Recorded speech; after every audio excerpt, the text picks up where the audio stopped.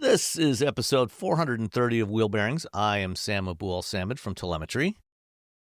I'm Roberto Baldwin from SAE's Automotive Engineering Podcast and other SAE properties. And I'm Perry Stern, and I'm mainly freelance. And Nicole will finally be back next week, so she can tell us all about her travels and what the status is. We can get possibly a final status update on the Wagoneer S. Oh, that'd be interesting. Yeah. All right. Let's see. Perry, let's start with you. What did you drive this week?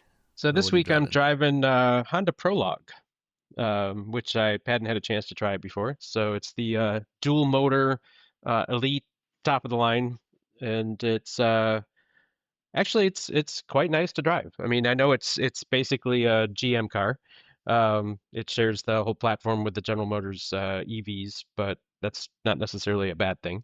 And I just took it out in the snow earlier today and found that the all-season tires did just fine. With the traction control was working overtime, as was the all-wheel drive system. But I also did find that when you're in one pedal driving, the ABS does kick in when you let off the throttle. Cool. Because that was doing. If you let off too fast, it'll throw on ABS. Yeah. Or if it's icy, it doesn't matter how fast you let off; it just kicks in the ABS anyway, which could be part of the reason that my battery was going quickly. But that and the fact that it's about 20 degrees outside and got the heat going and all of that. But that'll do it. Yeah, but it's between the traction and stability control, it actually handled it just fine. So if you have one of these and it's Michigan winter, unless it gets deep, you could do pretty well. You throw winter tires on it and it would be unstoppable, I would think. It is the pro log. It's not the amateur log. It's pro. Yes, this is the professional log. Yes.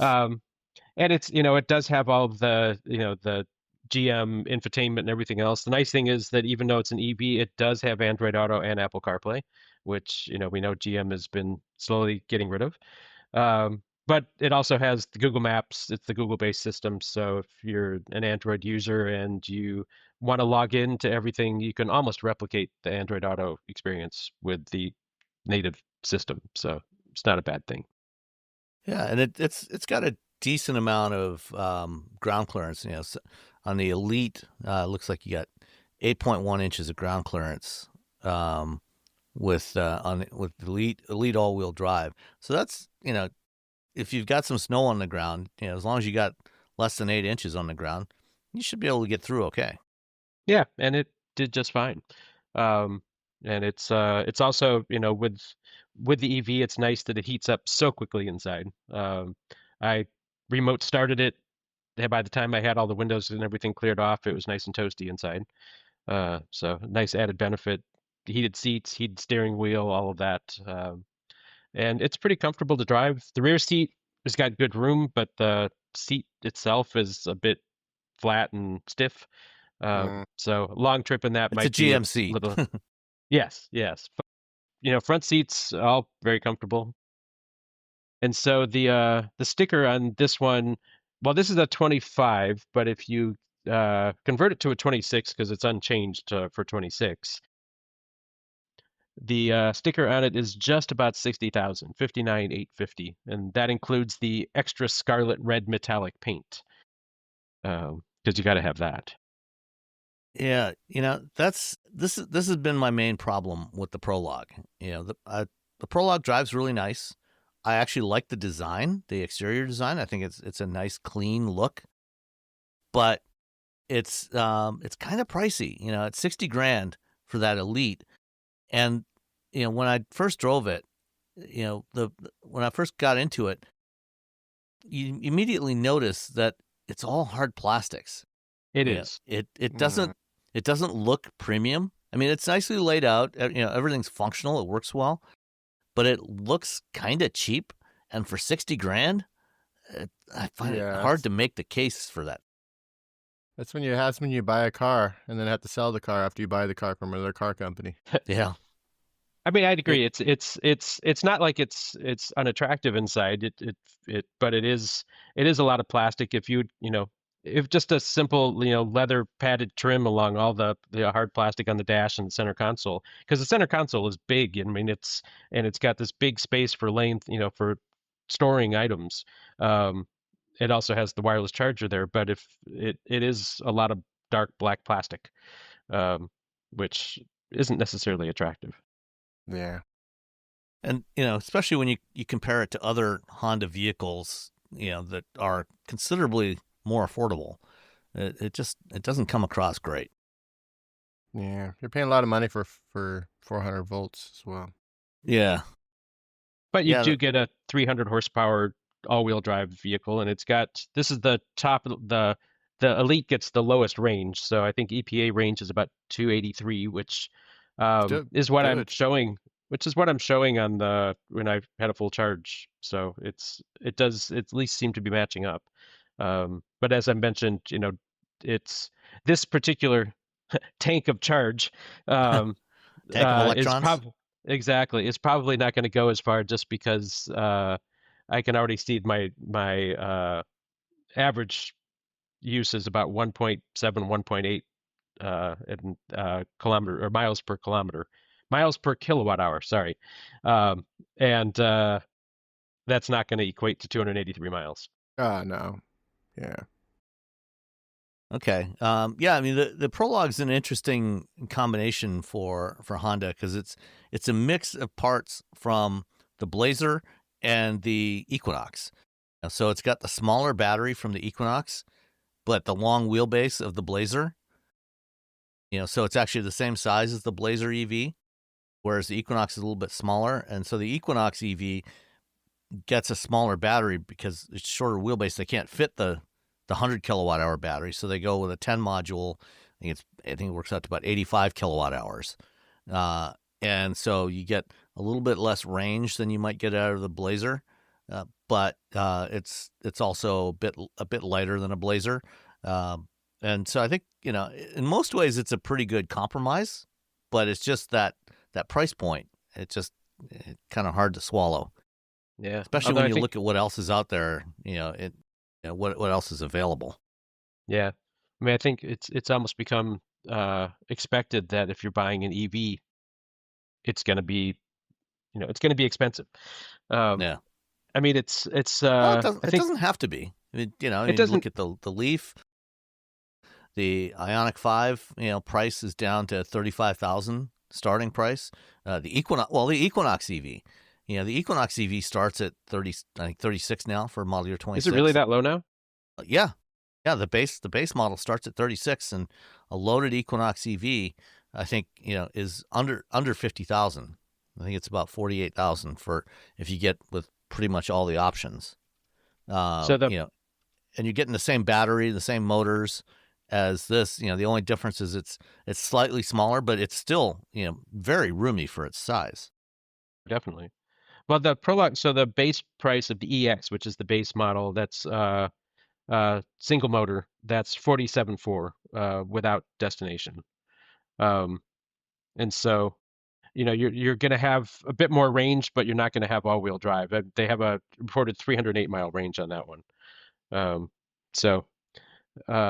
But obviously it's not going to be any nicer inside as the lesser model. So if that's what's important to you. So an Equinox EV RS with all-wheel drive goes for $45,895. And let's see, if you. So is that the base? Is that base level trim, or is that? That's the top trim level. So there's the trim. LT1, LT2, and the or T1 LT, 2 LT, and the RS trims. And let's see, if you add the active safety package that includes Super Cruise, that's $3,300. Which you can't get on Prologue. You cannot get that on Prologue. And then if you want the 19 kilowatt charger, that's another $1,295. But you don't really need that at home. For this size of battery, the 11 kilowatt charger that's standard is more than adequate. If you want the fancy, bow tie puddle lights, That's another $1,550. And the trailer package is $1,495. So that's most of the most expensive stuff. And what's that? And if you want the dual pane power sunroof, that's another $1,500. So all in, that's $56,290. Okay, so it's so that's still less than the top of the line Prologue. Yeah. Yeah, and like I say, if you want to get it more, does the Prologue have the glass roof? Yeah. Okay. Yeah, it does. So if you drop the Super Cruise package, that gets you down to $53,000, including destination. And that, that's pretty equivalent. Yeah, that's about $7,000 less. That's a big difference. Now, are you willing to pay $7,000 to get CarPlay? Yeah, that's. I mean, that's basically that's the main thing you're getting with the Honda is CarPlay. You also get a Honda badge, which for some people That's they a big don't want deal. a Chevy badge; they want a Honda badge. Yep. Yep. So, it's they'll pay the premium for a Honda badge, right? Because not having to deal with a Chevrolet dealer. Well, there's that. So yeah, it's there's clearly a market for them because they seem to be selling pretty well, relatively speaking. So I think it like really you said, it pushed Honda to sort of we should make our own EV. Yeah, and Honda does have its own EVs coming out next year. They've got the Acura RSX that's launching first in Q1, and then the Honda Zero SUV is coming probably late summer. And then the Saloon in early 27. So, and once the Zero SUV arrives, that's probably gonna, they're probably gonna drop the Prologue at that point. Right. I mean, they've already dropped ZDX, which is the Acura version. So yeah, that didn't last long. No. All right. So there it is. Any other thoughts on the Prologue? No, I mean it's I'm taking a road trip in it tomorrow, so that should be Cool. interesting to see how it does for a 200-mile drive, with a 280-mile range. So may do some fast charging along the way. And there's an Electrify America station in Portage near Kalamazoo. It's not far off the freeway. I saw that. There's a slew of them all along the trail, the track. Once you get past that EA station, though, most of the other ones that are like out West Michigan area they're like 50 kilowatt chargers. So they're DC chargers, but they're not fast. So you may want to top off at that EA station. Yeah, I saw. I think I don't know if that's the one or not. There's one that's about 140 miles from here. That's I think that's the one. Yeah, it's at a Meijer grocery store. It's right next to it. It's right next to a Tesla supercharger, but it shows, at least on Electrify America's site, that it's a 350 kilowatt charger. So we'll see if it works. I've had hit and miss experience when I've done road trips with EVs and counted on a charger that didn't work. So we'll see what happens. It'll be fun. It'll be fine. Did you know you can support Wheel Bearings directly? Head to patreon.com/wheelbearingsmedia and you can become a patron today. Your contributions will help fund the platforms and tools we use to bring the podcast to you. And exclusives and improvements are already on the way thanks to your generosity. So if you want to be part of an automotive podcast like no other, head to patreon.com/wheelbearingsmedia. We've updated the Wheel Bearings merch store, and now there's a whole bunch of new choices, new colors, new styles, t-shirts, sweatshirts, hoodies, hats, mugs, travel mugs, stickers, aprons, tote bags, you name it. You can get your Wheel Bearings merch at shop.wheelbearings.media. Go check it out. That's shop.wheelbearings.media. All right. Well, I also had a GM developed EV this week. Actually still have it in the driveway. I have the 2026 Chevrolet Silverado EV Trail Boss. So it's practically the same car. Yeah, pretty totally much the same. Well, I mean, the cells in the battery pack are the same. It's just a lot more of them. All of the cells in battery about 2.5 times as many almost. And the battery pack weighs about 3,000 pounds. So it's almost 1,000 pounds more than my Miata, just for the battery pack.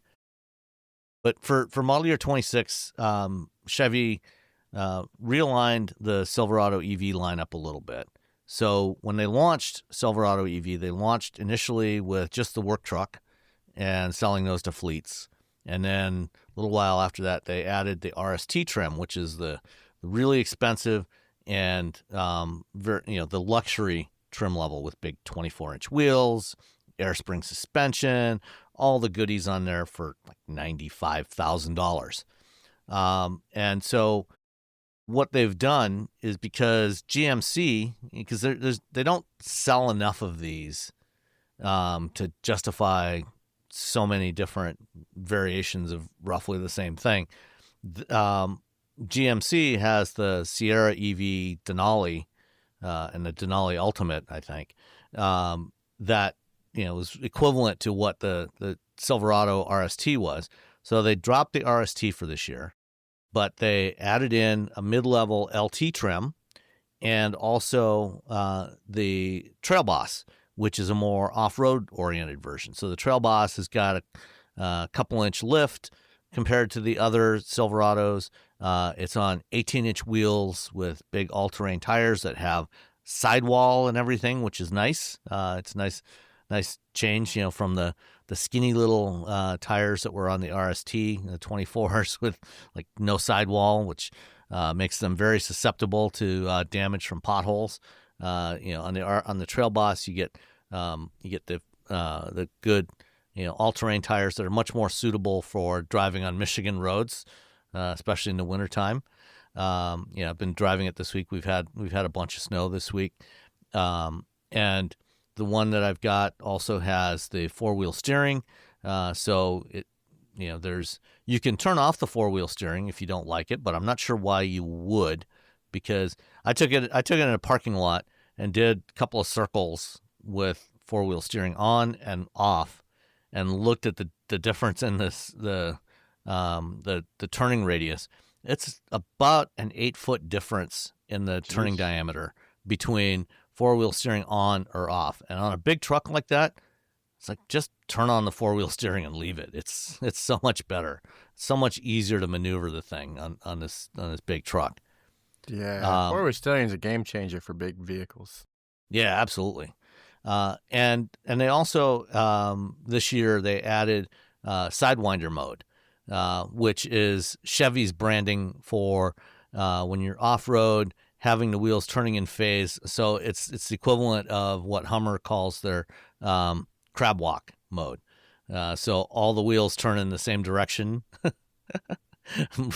Robbie's doing little crab things with his hands. I'm doing crab hands. Grab people.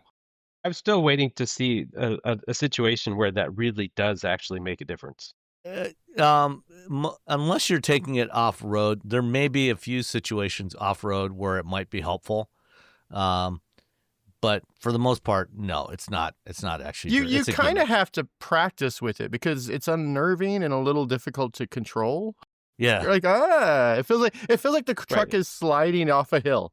If you've ever been like off-roading, and then like if you've ever been off-roading with like silt or mud or snow or ice, and the trail's a little off camber, and you feel the vehicle sliding like off-road, that's what it feels like when you're driving. Yeah, pretty much. So it'd be interesting to be if you're in that situation where it's sliding, you put it in phase turning the other direction. Would it balance itself out? You just keep going. You just keep sliding slowly up the hill, I guess. I hope. Fingers crossed. Yeah. I don't know. Yeah, I mean, it's more of a gimmick than anything else. Most people are never going to... It's one of those things, where you show it off to your friends once or twice, and then you never touch it. You never touch that button on the touchscreen again. Yeah. Like the G turn makes more sense, and even that's goofy. Yeah. Yeah. You're like, whee! The G turn's a lot more fun too. So on the Trail Boss, you can get the Trail Boss two different ways with either the 20 module battery pack or the 24 module battery pack. And I had the spec sheet open here, and I 205 and 170. Yeah, approximately. That's the thing. Yeah, with GM, GM doesn't actually list the capacity in kilowatt hours, but it's people have figured it out. Someone told me 218 at GM, but maybe that was a different. The gross capacity is actually somewhere around 225. Yeah. So, I love it. So, why? Why don't they? I've spoken to them numerous times about it, and they're like, well, they talk around why they don't tell us the kilowatt hours, but none of the reasonings ever made sense. I'm like, everyone else does it. I have to share this with my readers. And like, well, every battery pack is a little different. I'm like, yeah, but it's not like different by like 30%. Come on, just give me a number. So they offer three different battery pack sizes. Yeah. They offer 3 different battery pack sizes across the Silverado EV lineup: the standard, the extended, and the max. The standard is a 14 module pack. In the work truck, it gives you 286 miles of range, or in the LT, it's 283. The Trail Boss is only available with the extended or max battery packs. The extended battery pack is rated at 410 miles of range. The max pack is 478 miles of range. And the starting MSRP for the Trail Boss is $88,695. The base work truck starts at $54,895. So it goes from about $55,000. So you can get a Silverado EV work truck with similar range to the Prologue that you're driving for about $5,000 less. It's got a lot more payload, a lot more passenger capacity. You can put stuff in the bed. You can put lots of mulch in the bed, more mulch than you can use it as a truck. Prologue. You can use it as a truck. You can do truck things. Yeah. The Trail Boss, like I said, is the more off-road oriented one. It loses a bit of range relative to the LT because it sits a little bit taller and it's all-terrain tires. But it's got recovery hooks, but you might have a hard time, if you were taking it off-road and you got stuck, you might have a hard time getting it out. You'd have to find you'd have to get a really big vehicle to tow it out of a mud pit that you're stuck in. Like a tractor. Because I took this thing to weigh scales yesterday. 8,760 pounds empty. Whew. That's a lot of mass. Yeah, that's over 2,000 pounds more than an F-150 Lightning Platinum. Jeez. That's mud loves mass too. So yeah. You just see like a dinosaur sliding into the amber. So, like I said, the one I've got is rated at 478 miles of range. It's been cold this week. We had a couple of days where the temperature got, actually one morning it was -2. I think on Wednesday morning or something this week it was -2, or one of the days. So it's been cold. So I've been using the heat, and nice thing is you've got the quote unquote remote start button, but unlike the old days, it doesn't actually fire up the engine. It just powers everything up and turns on the heater and everything. So use the remote start to defrost it in the morning, and get the cabin warmed up. So it's been averaging about 1.5 miles per kilowatt hour this week. That's pretty good, to be honest. Yeah. But yeah, I mean, you're sort of preload. You're warming up the battery when you start it up. So that's one of the nice things about the sort of remote start is that it warms up the battery before you start driving. So you're using the grid in order to precondition the battery before you start rolling around. So that's nice. Yeah, except I didn't have it plugged in. Oh, never mind then. So it's just using the battery. So it's just using the battery. But, anyway, if you're doing this, you should plug it in before you yes, generally, if you're doing this at home, you're going to have it plugged in. You can use the grid powered, so you're not draining the battery. So that contributed to the relatively more modest efficiency that I've had this week. Yeah, and that works out still to pretty good for a little over 300 miles of range. Yeah. In cold weather, that's actually fine. That's good. And, with the size of battery that's in this thing, it will actually tow, unlike other electric trucks. This thing will tow up to 12,500 pounds, and it will actually tow. That's a pretty significant difference. I don't have a trailer. I didn't have anything to tow it with or to tow with it. But when the guys at TFL had one a couple of years ago, when it first came out, they had a Silverado EV work truck, which has the same battery in there, and they were towing a big box trailer, which is not particularly aerodynamic. Which is just a box. Yeah, a box with a vehicle in the back. So they were towing about 9,500 pounds, and they went 232 miles with it, which is a lot more than you can do with a Lightning or with a Cybertruck towing a similar trailer. It's about more than twice as far as you would get with the same trailer with those other vehicles. So it actually can tow pretty significant different distances just because of the size of the battery. Of course, you pay for that, in a big heavy battery and an expensive truck. Like I said, this thing's almost $89,000 before you add any options to it. And that does include GM does include the price, does include the destination charge in the pricing. But the one that I have had just a few options. It had a hard folding tonneau cover, which is $1,850 for a tonneau cover. Jeez. $1,500 glass roof, and the game day tailgate package, which so it's got the fancy multi-flex tailgate that can fold in 6 different ways, and part of that, it's got a package of speakers built into the part of the tailgate. So if you're using it for a tailgate party, you can blast the sound out from the tailgate, and then $250 for floor mats and $150 for the roof sunshade. So driving this thing around, all told, it came to $93,940. Which is, by the way, if the regular public still thinks this vehicle starts at $100,000.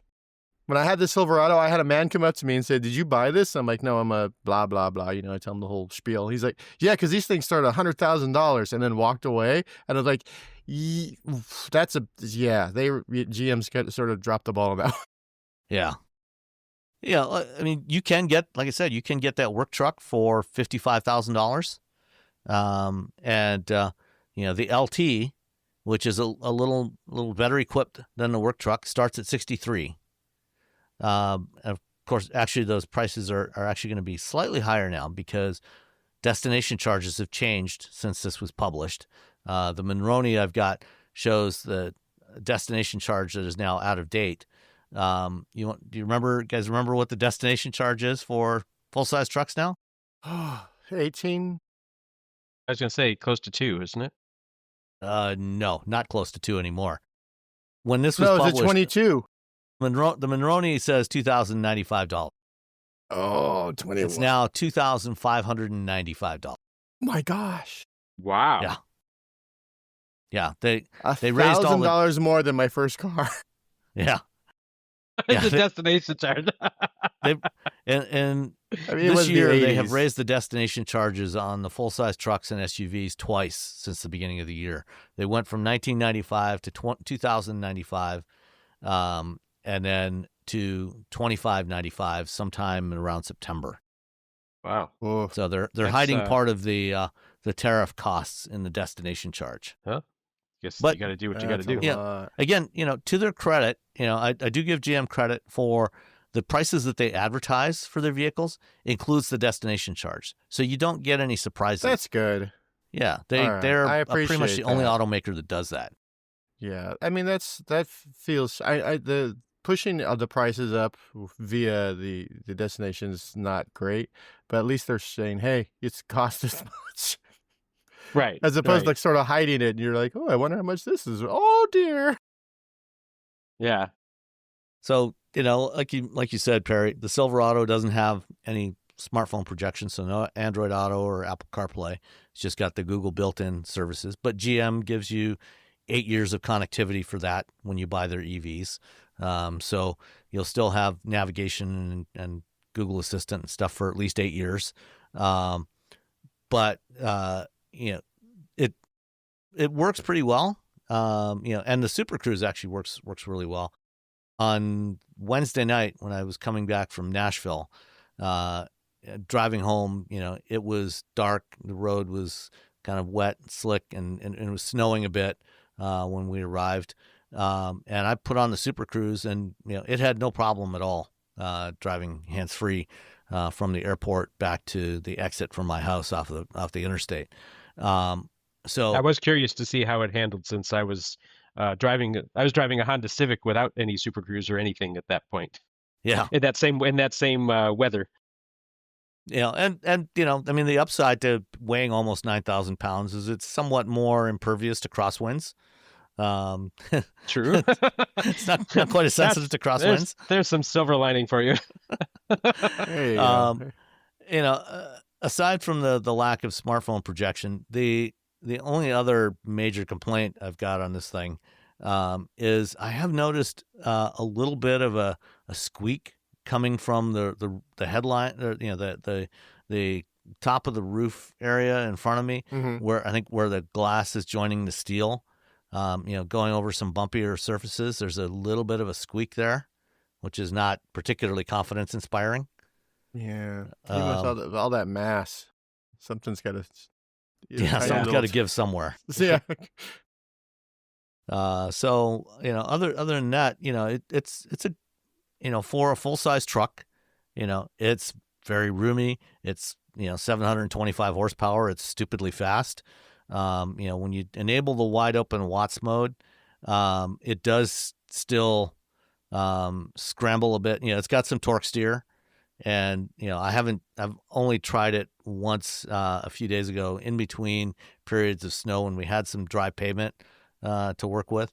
And I tried it, and, just as when I drove the RST a couple of years ago, it does tend to crab back and forth a little bit when you're doing full throttle acceleration. But again, that's not something you're going to use most of the time. So it's probably arguably too fast for what it is. But that helps. That certainly helps in terms of towing capabilities. And it's comfortable to drive.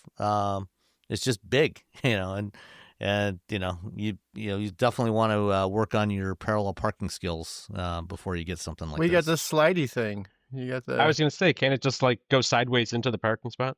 Yeah, sort of. Yeah. You still need a lot of space for. I mean, this thing is actually the same. It's not large. It's not any larger than a gas Silverado. So it's like within an inch or two on all the major dimensions of a gas Silverado. It's just electric, and this one does have the mid gate. So if you need to carry longer stuff, you can put down that fancy tailgate and flip up the little stopper at the end there and put down the mid gate, and you can carry stuff almost 11 feet long inside, which is pretty cool. If you're building like a catio or some other cat-related outdoor thing like me. Yeah. Yeah, that's a pretty common use for a pickup truck. Building a catio. I bought 8-foot long 2x2s, and what I drove, I put it in the BRZ, and so you can, so if you put them from the driver's side rear corner out the window of the passenger side, and you make sure you wrap your side mirror, you're totally fine. That'll fit in your car. And you can also do jousting on the way home. Yep, you can joust. I did not get on the freeway driving home from that trip to the hardware store. That was the one I'm like, I should take the side streets. Yeah, good call. But you can do it, or you can buy a giant Silverado. Yeah, and you could carry the BRZ in the back of it. Yeah, I could put my BRZ in the back. I could fill the BRZ with wood, put the BRZ in the back, drive home. There you go. All right. Let's move on. On that note. So Perry and I were both in Nashville this week, actually more precisely in Franklin, Tennessee. Yes. With Nissan. Nissan brought a bunch of people down to drive a whole bunch of stuff. Some of which we can talk about. Others we can't talk about entirely yet. One that we can't talk about yet is the 2026 Pathfinder. We can't talk about driving impressions, But there is one thing I do want to talk about with the Pathfinder. It's got a mid-cycle update for this year. And the Pathfinder and the Murano for 2026 are the first vehicles to get an updated wireless charging system that has support for Qi 2. So Qi has been the industry standard for wireless charging of small devices like phones. And the Qi 2 standard that they updated basically incorporated, a few years ago, Apple introduced what they call MagSafe charging on the iPhone. And they contributed that technology to the Qi standard to make Qi 2. So what that means is it includes a magnet in there. So one of the complaints many of us have had about wireless charging pads in cars is that, the phones are different sizes, and somehow you got to come up with a charging pad that fits all of them. But if your phone is smaller than the charging pad, when you go around corners and stuff, the phone slides around and then it doesn't charge. This is how I left my phone in the EV6 GT while drifting. Phone's just gone, and then I didn't realize it, and then an hour later I'm like, uh-oh. So, and another complaint that, is common with wireless charging pads in cars is after a few minutes on the charging pad, you get a message popping up on the screen saying, please remove your phone from the charging pad because it's too warm, because it heats up. And so the Qi 2 pad in the Pathfinder and in the Murano basically gives you a little circular island on the charging pad, and it's got the magnets in there, and so you put your phone on there, and it holds your phone in place. Bam! And it'll charge now at up to 15 watts, and it's got a fan built into the pad underneath there, so it draws away the hot air, so it keeps your phone from overheating. Which is it's a great option unless you happen to have an Android phone without a case that will actually stick to the magnet, in which case you cannot use the wireless charger at all. Because but if you there's buy no place to put your phone. If you buy a new Google Pixel 10, it's got support for Qi 2, and the newer Samsung phones do as well. Or no, the Samsungs don't yet. The answer is, Perry, buy a new phone for your drive programs. That's what I'm gathering. Yeah. Yes, or at least a new case. A new case would do it, but it was I imagine there are plenty of people out there that have older phones that don't have that, and where the other one charged slowly and occasionally overheated, I could still use it, and I wasn't able to use this one at all. So that was a bit frustrating for me, but I know that you have to look forward, and that's the future and all that stuff, but it still was annoying. You need to be a better consumer. That's the only reason we're alive, Perry. Come on. Yeah, you're not spending enough money, Perry. You're not spending enough. You Clearly. got to support the economy. Yes, I need to make more to spend more. Yeah, you gotta. No, debt. Come on, make more. That's the American way. You're asking too much. No. Yeah, clearly. Crank up those credit card bills. You'll be fine. What could go wrong? Yeah, exactly. So I didn't actually get to try out the wireless charging in the Pathfinder, but I did. understand that it does work well. Yeah, it worked perfectly. So it was flawless. So I definitely like that in the Pathfinder. Then we also got to drive the Nissan Qashqai. So the Qashqai is a crossover that you cannot buy in North America, at least not currently. The previous generation Qashqai was sold here for several years as the Rogue Sport. And the current generation is not sold here. It's sold in Asia and in Europe. It's based on the same platform as the Rogue, but it's a little bit smaller. But the reason why Nissan brought over a few Qashqais is because they wanted to give us a preview of what is coming for model year 2026. 2027. Coming out in 2026 on the Rogue, because the Rogue is being redesigned for next year. And one of the challenges for the Rogue today is they don't offer any sort of hybrid option. And most of the top-selling vehicles in this segment, like the Honda CR-V, the Toyota RAV4, the Hyundai Tucson, Kia Sportage, they all offer at least hybrids, and in some cases plug-in hybrids as well. And so they, next year, Nissan is bringing their e-Power hybrid system, which has been available in Japan and some other markets for several years. They're bringing it to the U.S. market, and it's their third generation of this system. And it's kind of a unique system. It's a series hybrid. So the engine never drives the wheels. The engine is completely disconnected from the wheels. It just drives a generator. And all of the vehicle motion is provided by an electric motor and about a 2.1 kilowatt hour battery pack. They brought over the Qashqai from Europe with the e-Power system. We both got a chance to drive it. What did you think, Perry? And I think you've driven the e-Power as well, right, Robbie, in Japan? I did. I wasn't sure if I could talk about it until just now. Okay. We'll talk. You can talk about it. It's been like months of like, can I talk about the Qashqai with e-Power? It's a unique idea because you're driving an EV, but as you give it more throttle, you still have an engine that's coming on to add more power to the batteries. And so but you have that smooth power delivery that you get with an EV. And obviously, with the auto shutoff of engines right now, it's seamless in that because the engine isn't actually driving anything. It's just providing power. So if you're just cruising at a, relatively smooth speed, the engine can shut off and it comes on briefly as it needs to, just like you would expect of a hybrid. But you still get that electric car performance. And they're saying that when the Rogue comes here, it will be a dual motor. So we'll have all-wheel drive, and they also said that at least initially that will be the exclusive powertrain. So it won't come with a conventional gas engine driving the wheels, at least initially. So I think for consumers though, I don't know if you didn't tell somebody that it's doing it, that the gas engine's not driving the wheels. I think a lot of people wouldn't even know. I think they would just think this car is really smooth. Yeah. I think that's the big, because we drove in Japan. We drove the old e-Power system and then the new e-Power system and the Qashqais, and it was like, oh, this is really nice. It just feels like a much nicer driving experience. And yeah, like you said, average person wouldn't realize that it's a series, and it's only electric motors going.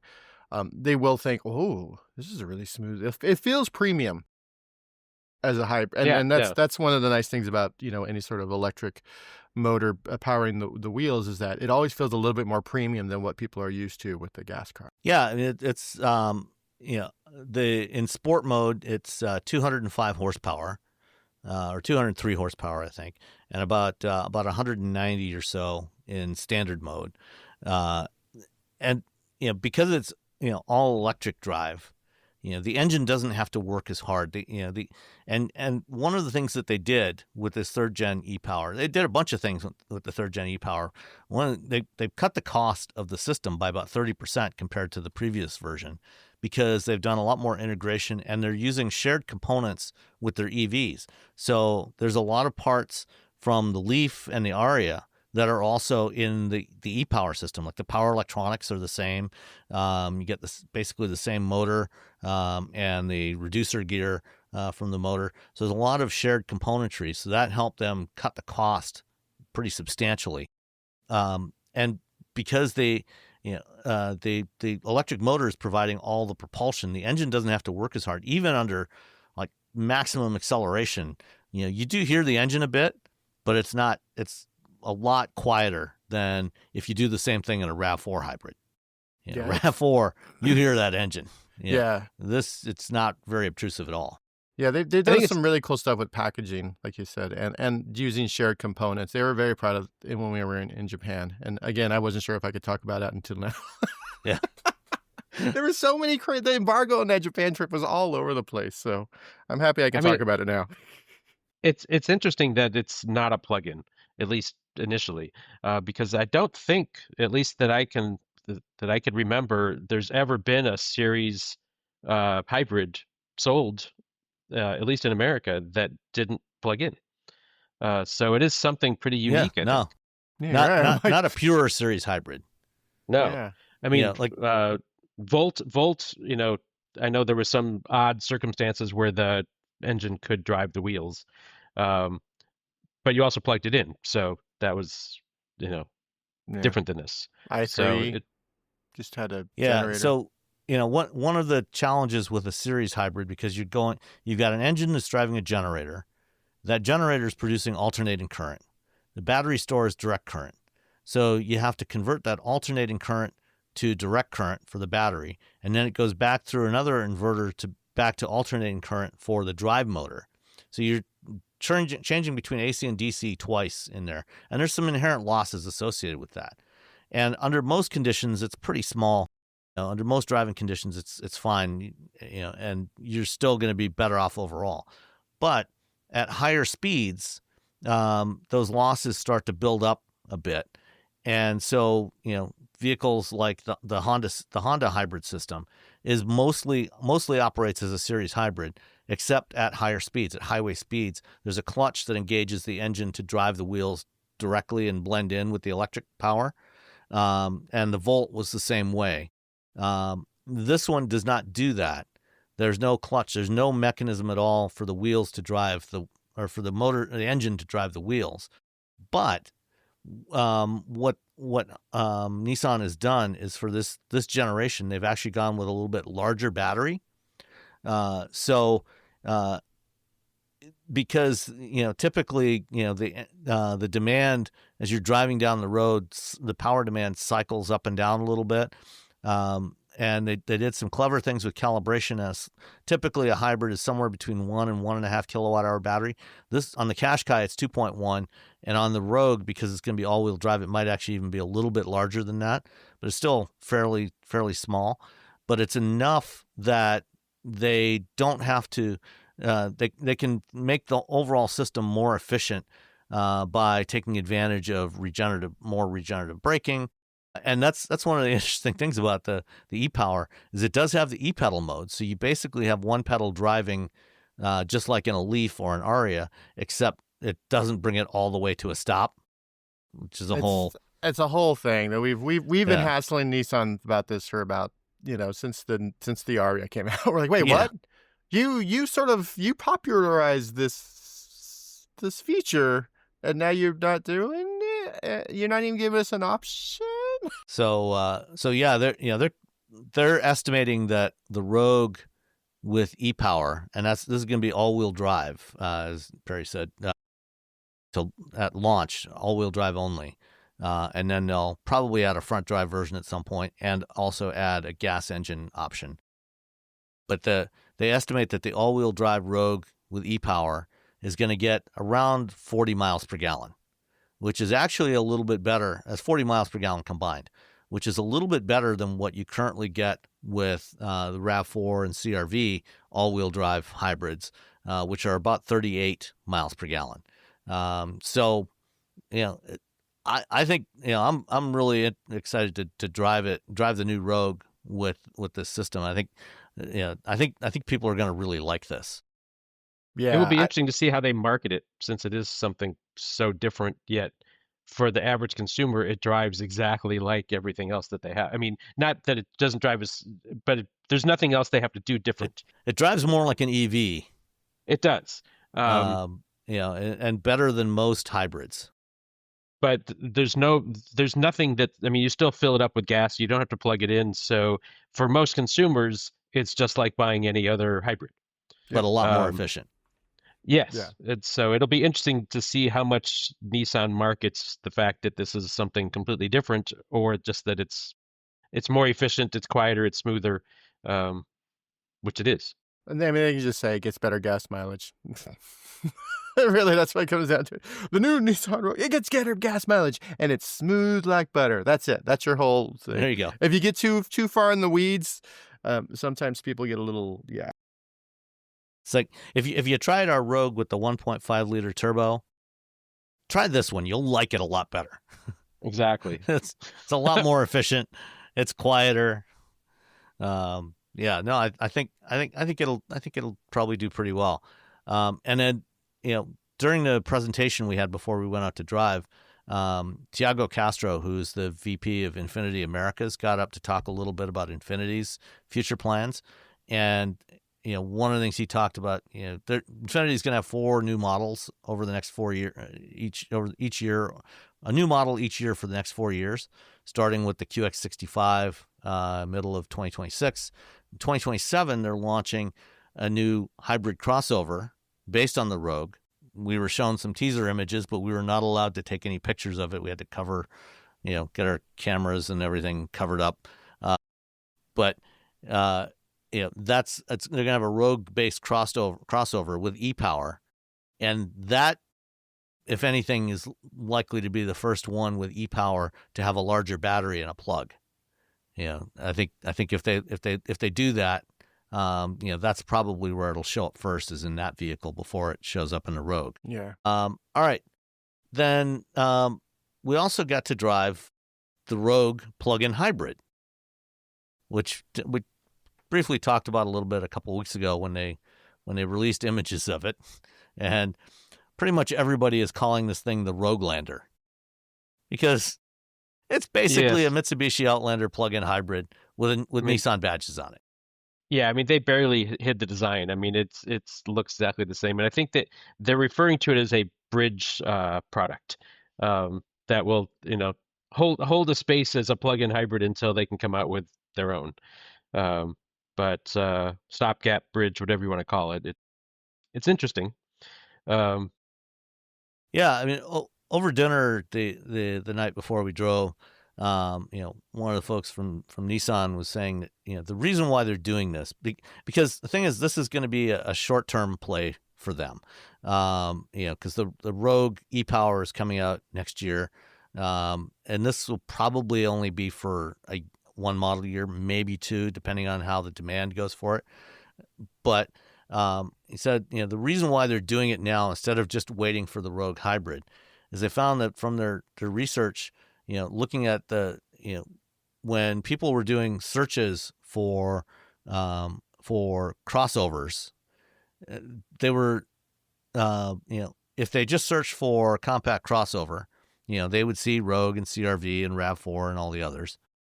But if they searched for most fuel efficient crossover, they would get all of the hybrids, and the Rogue would immediately not even show up, because it didn't have any kind of hybrid option. And so they were losing a lot of sales because they didn't have this hybrid option.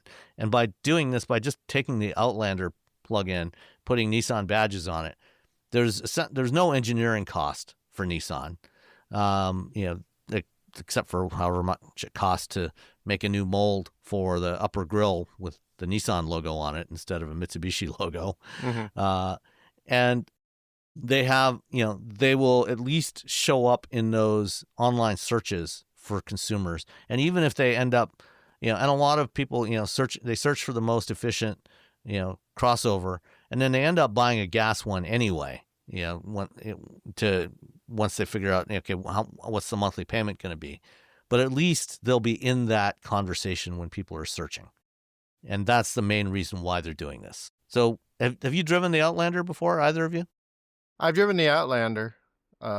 It's fine. I think it's my sort of, I know it was huge in Europe.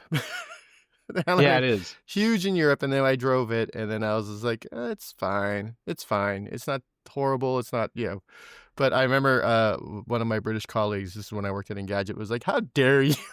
He was very angry that I didn't give it this really. I'm like, it's didn't rave about it. Yeah, I'm like, well, it's good enough. But this was a couple years ago, so this is, gosh, probably 7 years ago, maybe more.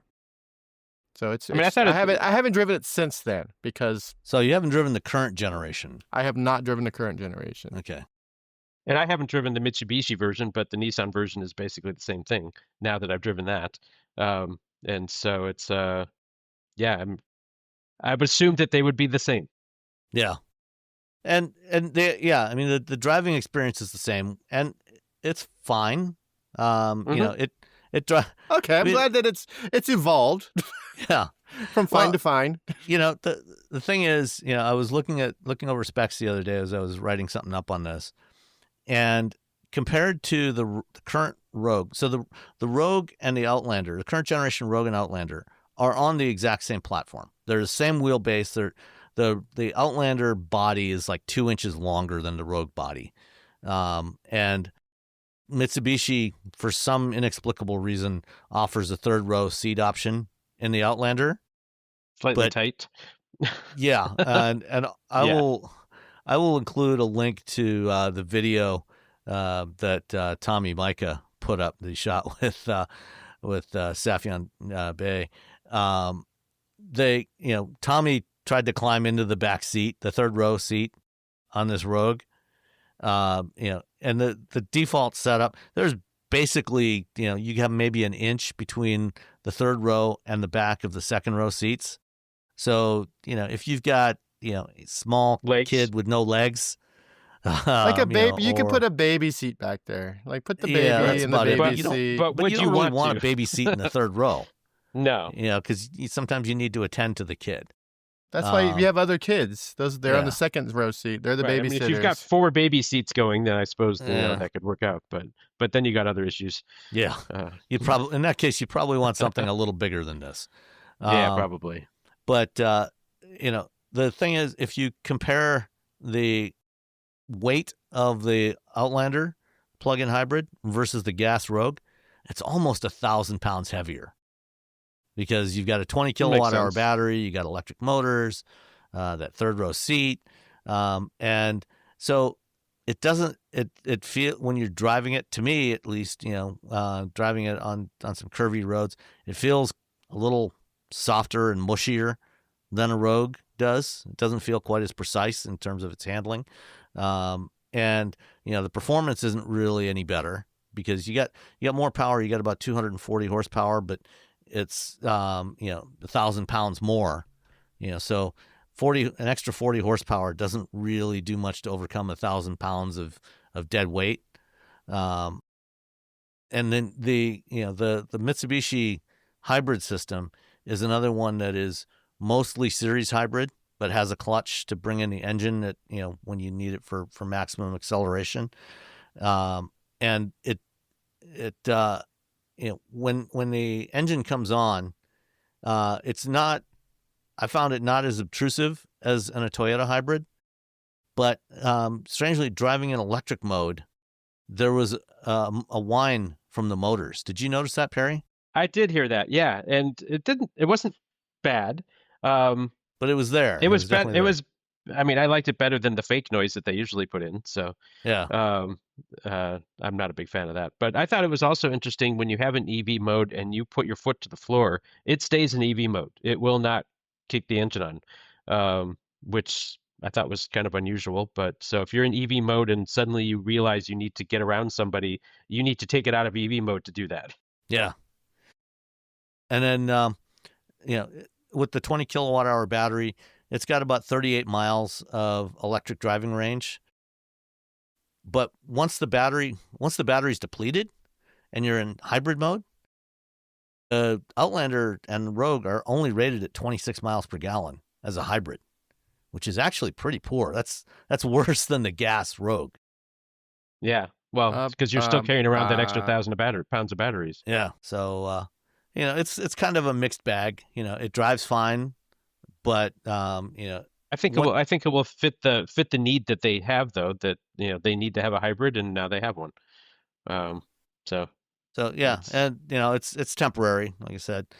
Also, the onboard charger that they use, the AC charger, is really slow. It's only 3.5 kilowatts, which means that even though the battery is only 20 kilowatt hours, it'll take you about 7.5 hours to fully charge it. So, I mean, if you're plugging it in at night, you'll probably be fine. You'll probably have a full charge every day. But it doesn't charge particularly quick. Whereas other plug-in hybrids will typically charge at 6.5 to 7.5 kilowatts. So, you can fully recharge the battery, from a 240 volt outlet in about 3 hours, 3.5 hours. So, all right. Any other thoughts on the Roguelander plug-in hybrid? No, like I said, it'll do what it has to do. Yeah. All right. Thursday night, Friday morning in Japan, Toyota had an event to finally unveil their new sports car, including the race version of it, the GT3 race version of it. There's been a lot of speculation, back 2022, I think, Toyota showed a concept for a GT race car, and then at Goodwood Festival of Speed last June, they showed both the road version and the race versions wrapped in camo, and there's been a lot of speculation about whether this was going to be a Toyota or whether it was going to be a Lexus as a replacement for the old LFA. And what they ended up showing was actually a GR GT, the GR GT3, which is the race car, and an LFA concept. And the LFA concept, we've actually kind of seen twice now. We saw it at the Japan Mobility Show with an interior. It was shown first in August at Monterey Car Week with no interior.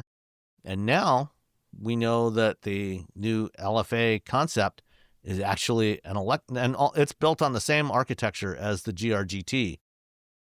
It's actually electric. And so Toyota's using the GR branding for their sports car. So it's not technically a Toyota, it's Toyota Gazoo Racing, which is their race division. What do you think? Looks amazing. No, I mean, cool.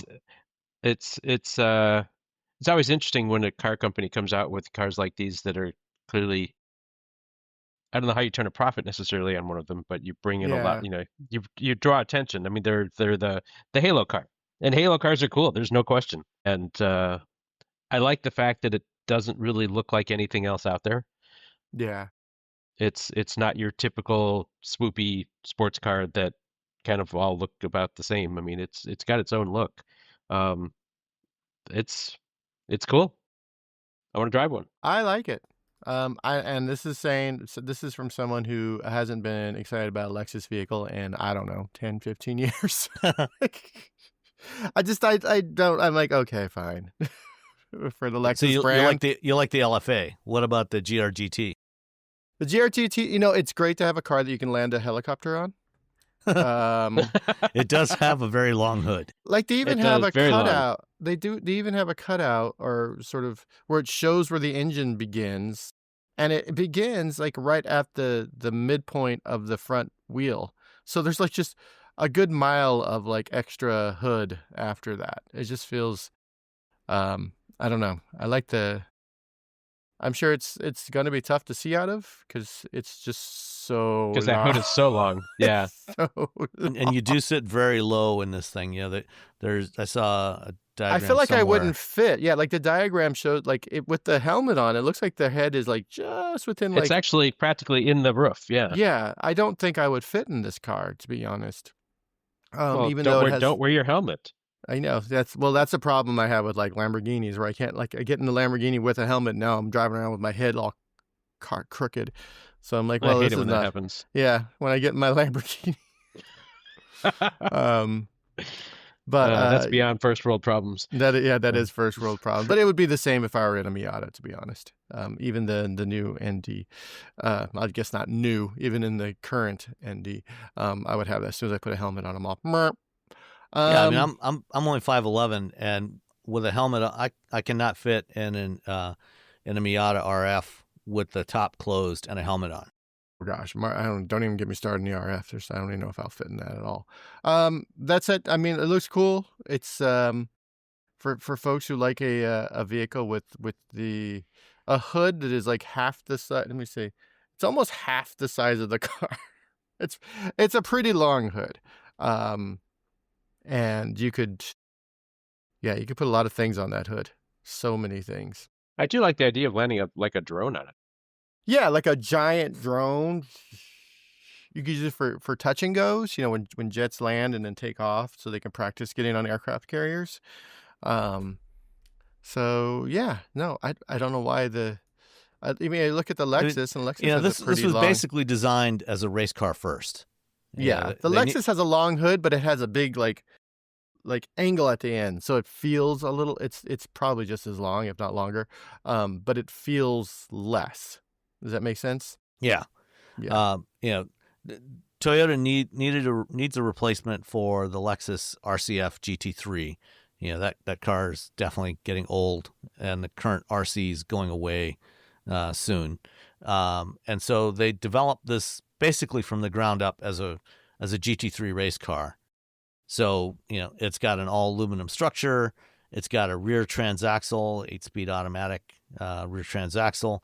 There's a 4-liter twin turbo V8 up front that is completely behind the front axle. So when you look at it in profile and you see the diagram here, you realize that, that basically half of the distance from the base of the windshield to the front of the car, there's no engine there. That's just for the cooling system, the radiators in the front. And then the engine is behind the front wheels. And it's a hybrid. So 650 horsepower. At least that's what they're saying now. And the race version, the GR GT3, is going to debut in the World Endurance Championship and in IMSA and other series for 2027 season. And then the LFA is basically an electric version of this. Which, like I said, we saw it was shown at Monterey as a concept. Then they showed it at the Tokyo Mobility Show, the Japan Mobility Show, without talking at all about any powertrain.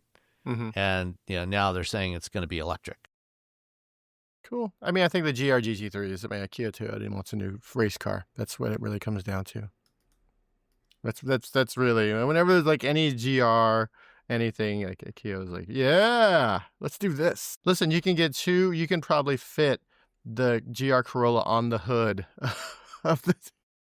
Well, I just looked, and the new one is about 2 feet longer than a GR86. There you go. Right. 2 feet. Yeah, you could definitely stick a GR Corolla on this hood. So you stop, and then you jump in your little girl, you exactly. launch off of it. It's the getaway car. So let's stick with long hoods for a moment. You remember the Jaguar Type 00 concept that was unveiled last year at Art Basel, I think, in Miami? The Batmobile? Yeah, it's been around. Yes. A concept version of Jaguar's new electric GT car. That thing had a long hood, even though it's electric, and it was somewhat controversial. I think half the controversy is that people didn't like it that it was pink or light blue. I made a gray one with Batman standing behind it, and I think people love that a lot more. So, I'm fine with the colors. I thought the blue one looked good in person. Yeah, and that was the first time I'd seen it in person, because all the images look like AI. They don't look real, but the in fact real that life, we are fine with it. Yeah, it's quite that. But it's the fact that we're Batman fine with it means that nobody will buy it. Exactly. This is like Batman the Animated Series car, which I'm like, oh, cool, and everyone's like, boo. I mean, I think that it is definitely, it's not the whole thing. Just essentially, old British men. Nah. Yeah. The people who've been buying Jaguars, they're all dying off. Yeah. The people that were buying Jaguars are dying off, and so Jaguar needs new kinds of customers. That's true. And that's why it'll be interesting to see what kind of customer that brings in, though, because it is pretty different. Yeah. Well, the guy who is overseeing the design of this and all of the other Jaguar Land Rover products for the last decade plus is a guy named Gerry McGovern. And Gerry is now, as of this week, unemployed. Dun, dun, dun. Yes. Somewhat surprising. I mean, I've heard that he can be difficult to work with. I've heard, having met him in person, I could see how that would be. Yeah, I don't think anyone. I don't know him personally, but I don't think people were like, "Oh, boo-hoo, Jerry's gone" at the Jaguar. Yeah, I haven't seen a lot of that. No. Yeah, I mean, I think there's been a lot of good designs that have come out during his tenure, both from Jaguar and Land Rover. stuff like Definitely. the I-Pace, the F-Type, even the F-Pace, and then the current generations of Range Rovers, the Defender. Defender. He's generally definitely really good designs. No, I mean, he's definitely talented. There's no question. Yeah. Mm-hmm. But talent doesn't give you a license to be Again, I've never worked with the guy. I have talked to him. I have been at events with him, and he seems pretty prickly. I don't know what it's like to work with him, but from what I've heard, well, if he's prickly, maybe he's the delight in person. At events like that, that's probably not a good sign, because there's people that I have talked to that are very pleasant, cordial to talk to, that delightful, have also been described as toxic to work with. So who knows? None of us have worked with McGovern, so we don't know. But they JLR just got its fourth CEO in 6 years. A couple of weeks earlier, a guy named he came over from Tata. He's the chief financial officer of Tata Motors, PB Balaji, and 2 weeks later, McGovern was fired. So, well, you get a new boss. Somebody didn't get along with somebody. Maybe he's cleaning house. Maybe you need to change Tata probably is like, your job is to go in and clean house. And right now it's not working. And I mean, the Defender is beautiful. I love the Defender. But that's the only thing it's selling. Yeah, pretty much. Yeah. Which is, it doesn't matter how beautiful your cars are if no one's buying. And it might be beautiful to us, which, if we like it, we know it's doomed. That's just the automotive journalist way. Like, we're like, everyone should buy this car, and then no one buys it. Yeah, I mean, we all wanted CTSV wagons with manual transmissions and brown. Yeah. And I think they sold about 500 or so of those, and then GM discontinued it because nobody else bought them. We all loved the V60 and the V90 when Volvo was like, hey, we're going to keep doing wagons. We're like, cool. We all drove them. We're like, these are rad. And then no one else bought them. My cousin got one. So at least my family is doing the right thing. One cousin bought a V60, and then the other one bought a Honda Odyssey. And these are both people. So you're supporting two dying breeds, minivans and wagons. I got good family. I got good car family vibes. So speaking of wagons, the Trump administration made an announcement this week that they're basically rolling back corporate average fuel economy standards to about 2020 levels. But what was particularly surprising about that announcement is apparently Donald Trump has fallen in love with K cars from his most recent trip to Japan, and they also want to bring back 70s style station wagons. That's right. Okay, so a stopwatch is wrong. It's correct twice a day. Yeah, out of all the things, you're like, well, this isn't enough. This doesn't justify all the horror. But I don't know if Americans, I think outside of people have been buying K cars for, these either automotive enthusiasts or people who are like, oh, I can just buy this for my farm. Because, farmers and ranchers love these things because you can get them for like $5,000-$6,000, and then you can do all the, F-150 stuff with it around, just on the farm. So I don't think the average person wants a K car, to be honest. I mean, I do. I want one honestly, so bad. If there was a market for them here, they'd be here. I mean, if the car companies, if there was clearly demand for something like that, then there would have been more of a push to get something like that here. And, there's a reason that it's all crossovers and SUVs out there, because that's what people are buying. Well, that's also like a lot of marketing, because they marketed crossovers and SUVs like a mofo for years because they get more money. And then it's sort of sidelined. Yeah, it's propaganda, people. We're buying crossovers and SUVs because of propaganda. But they're still buying it, whether you like it or not. Well, then you don't have a choice, especially if you're buying a Ford. At some point, you're like, well, and then that lie that they're safer because you're taller, blah blah blah. It's there's a lot that went into it, but at the end of the day, how we got here doesn't matter because we're here. We're here, and the K car is not that. Which again, No. I would love a little the Sakura, the Nissan Sakura EV. I love that little EV. I drove it around Tokyo or Yokohama. Loved it. Tiny little car. Yeah, I mean the big guy in a tiny car. I on my most recent trip to Japan, I got to drive the Honda Super One. And so jealous. That's actually technically not a K car because it exceeds the width limit for a K car. But it's based on a K car with wider fenders. But yeah, I mean, I think one of the things they said during this announcement was we want these tiny little cars to be built and sold here in America. We have approved them. We cleared the decks for these things.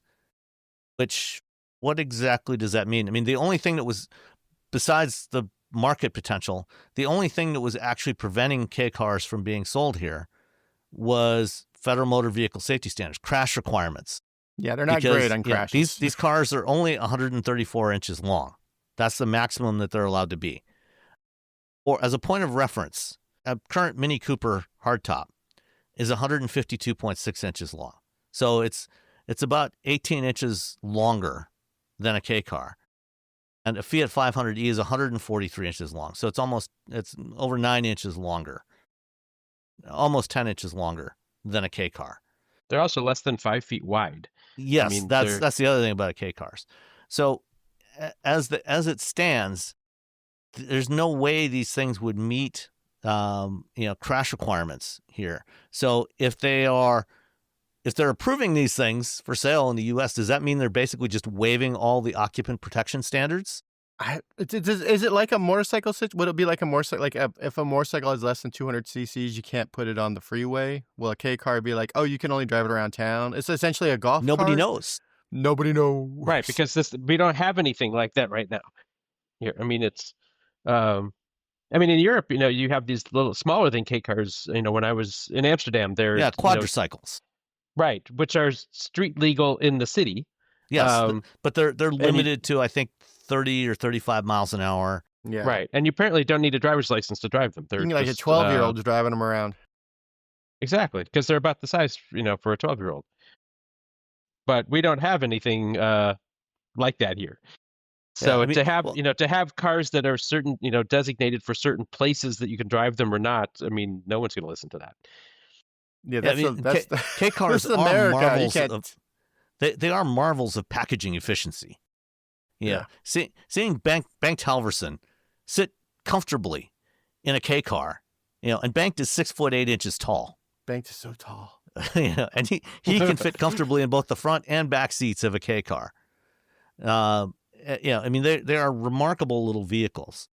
I would love one. The gas K cars typically go for about $10,000 to $12,000 in Japan, and the EVs go for about, I think the Honda N1E is about $18,000 in Japan.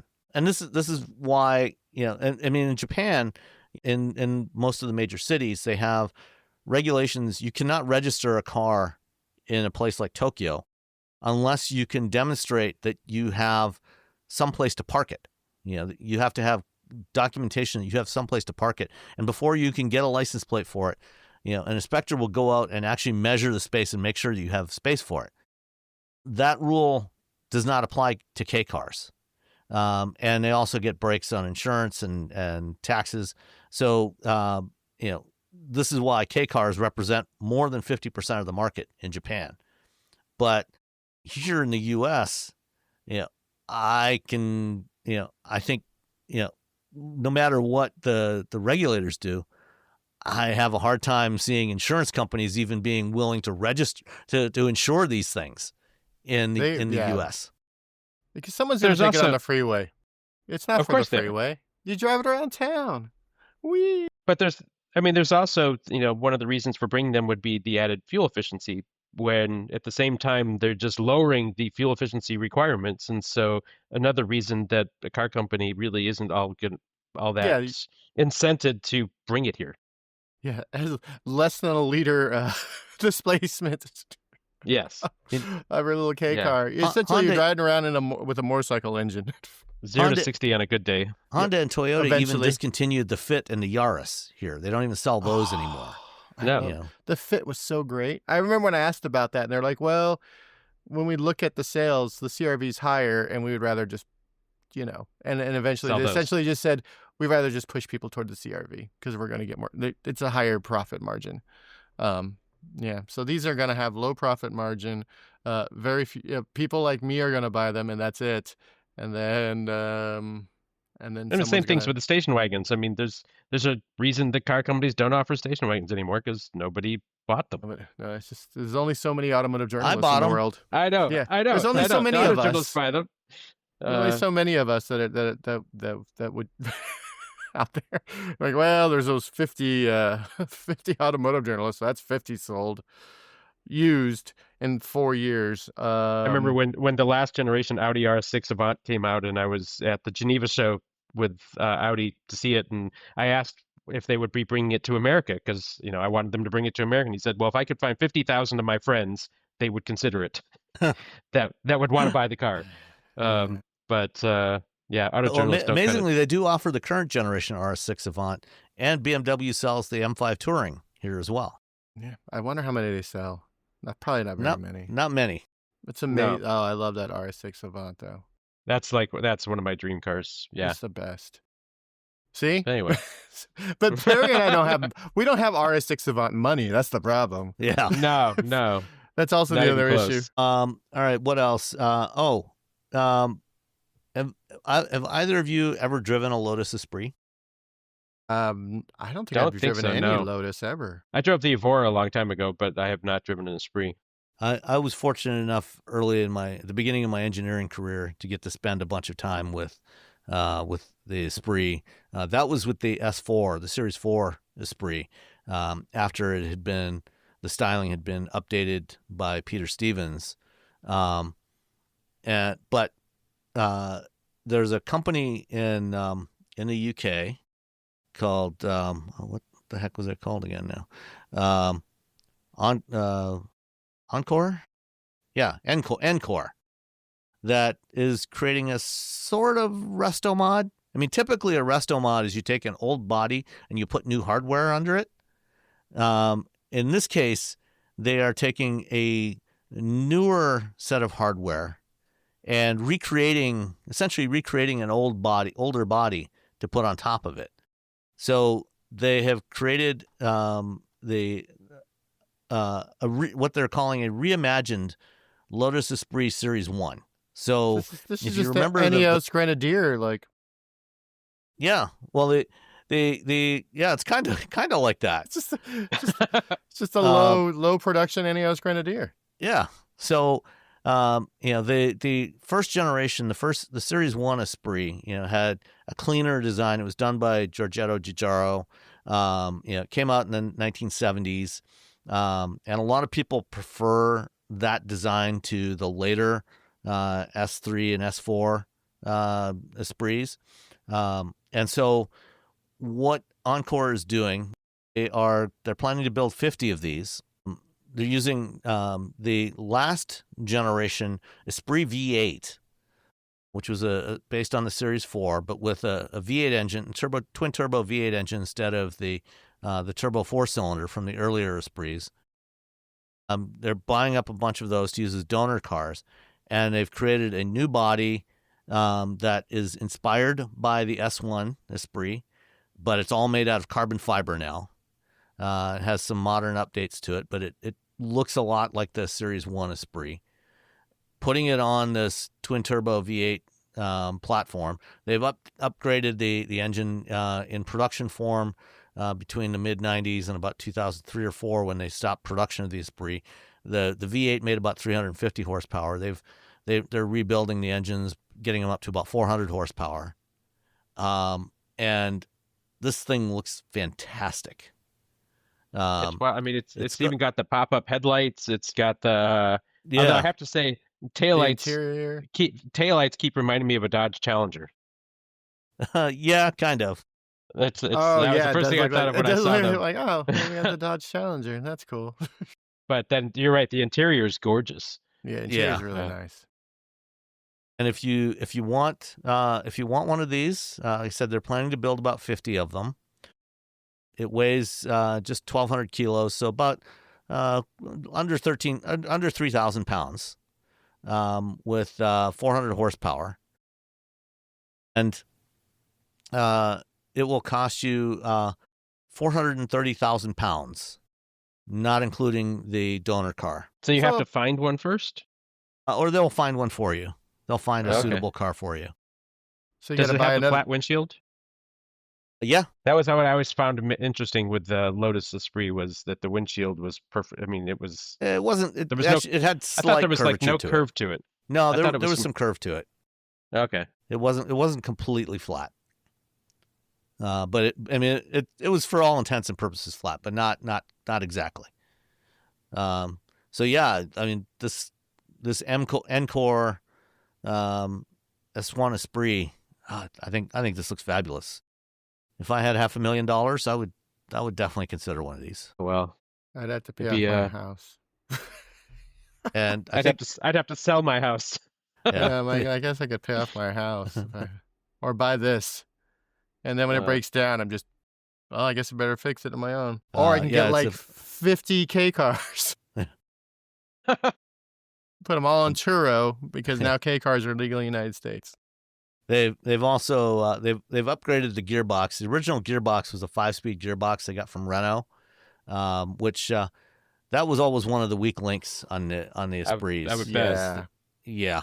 Made out of second glass. gear in particular. Yeah.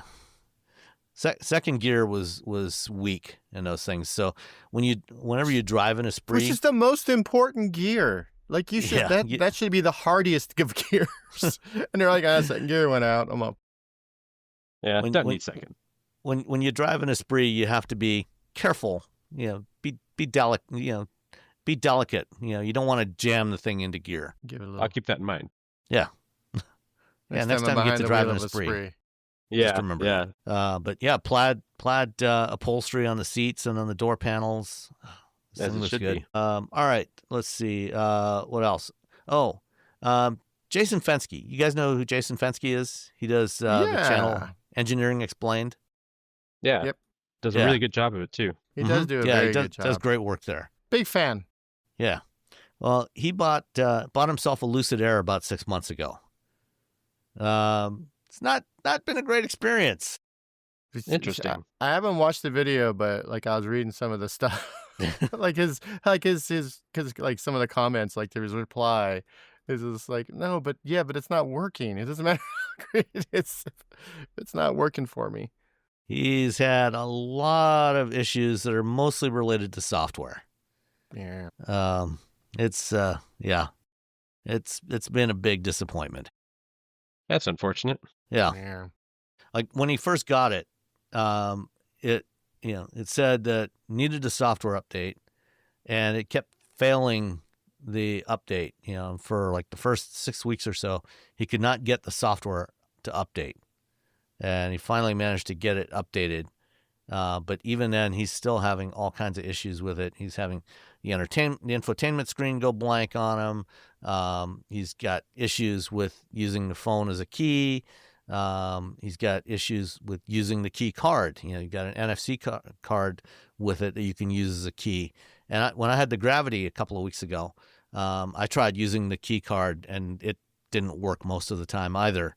I ended up having to use the key fob most of the time to unlock it. Sometimes it would lock, sometimes it wouldn't lock.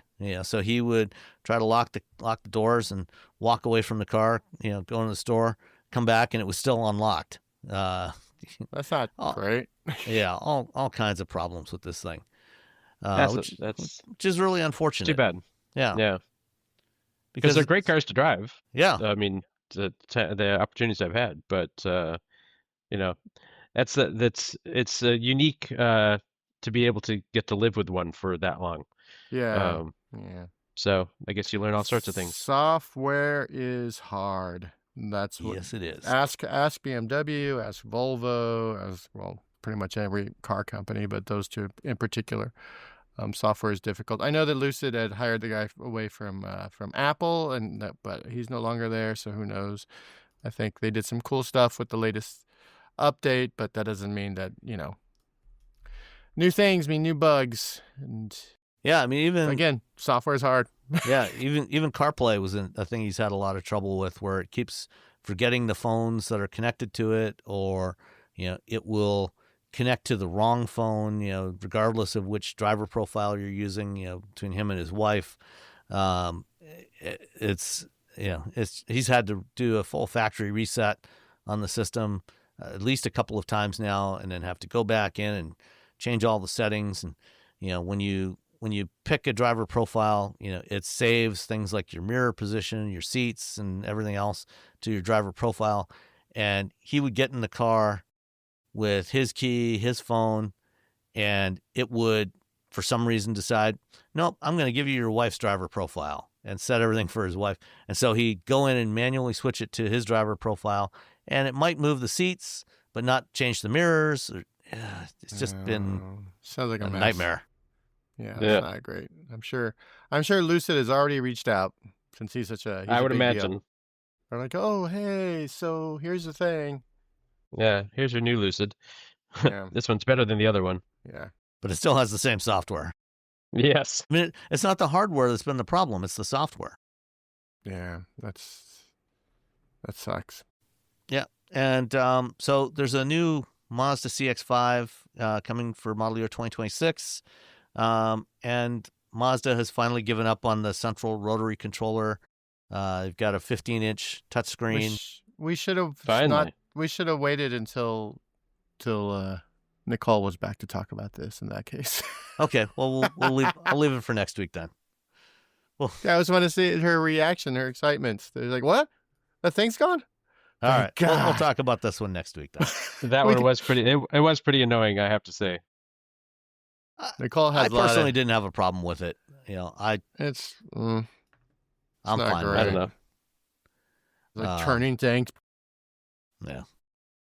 All right.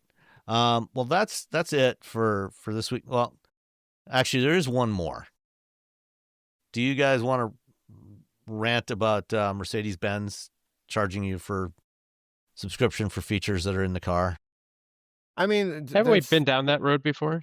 Yeah, I mean, isn't that the Tesla model? They just build the car with everything in it, all the hardware, and then you just pay for it? Yeah, so Mercedes wants you to pay $50 for a front seat massage function, even though the hardware is already built into the car that you bought. $50 per month or $50 period? I $50 per month. think it's a one-time. It's not clear. But the thing is, they're charging you $50, and all it's doing is that lumbar manipulating support the lumbar support. Yeah, which is pretty lame.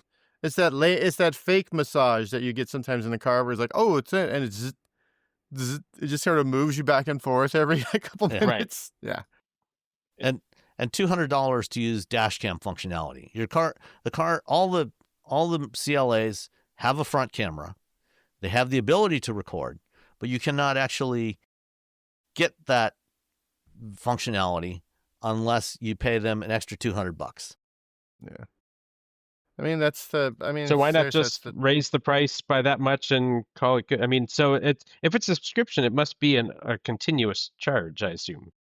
Is it or is it a pay once? No. Because if it's just a pay once, then you're just paying $200 for a camera, which, that's is doing other things. It's the Tesla model where they would build the cars with all the hardware, and then say, hey, do you want to turn this on? Do you want to turn this on? Do you want to turn this on? Because it costs less money in theory, and sort of having a bunch of different vehicles on the line. Yeah, streamline manufacturing. Yeah, this is just Mercedes doing something. And to be fair, it does cost money to develop that software. Yeah, you're adding software in there.